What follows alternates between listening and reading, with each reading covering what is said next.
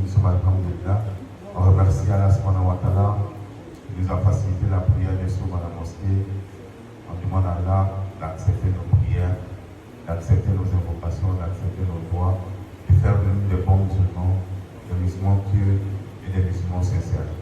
Alhamdulillah, hier nous avons parlé de certains comportements que le musulman doit avoir. Hier on a parlé de l'honnêteté, qui est l'une des caractéristiques du musulman. Le prophète sallallahu alayhi wa sallam dit que toute la religion qui est l'islam se résume dans le bon comportement.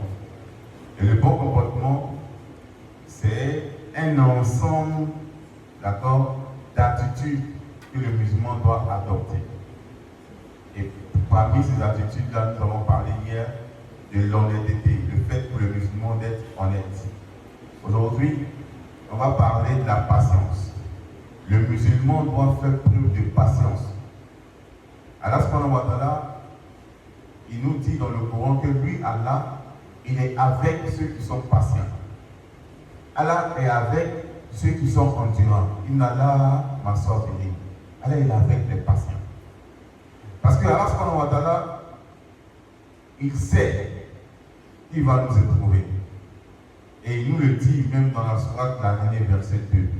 Il dit, vous pensez qu'on va vous laisser dire, nous croyons sans vous éprouver.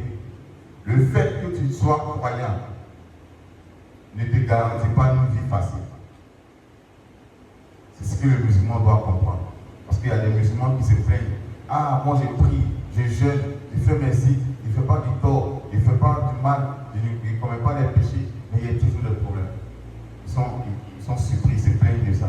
Alors que Allah nous a prévenus. Les mécréants là, Allah s'en fout d'eux.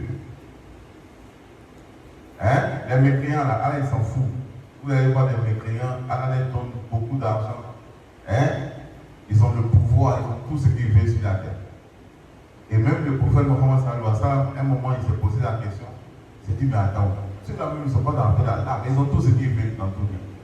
C'est là, Allah subhanahu wa ta'ala va nous révéler un verset.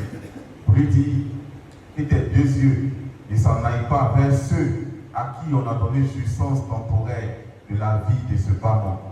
Eux, ils n'auront pas de part dans l'au-delà. Alors que toi et les croyants, ce qu'on vous a réservé au paradis, c'est quelque chose qu'aucun esprit ne peut imaginer. Donc le musulman est à la recherche de ce paradis-là. Et c'est un chemin qui est difficile.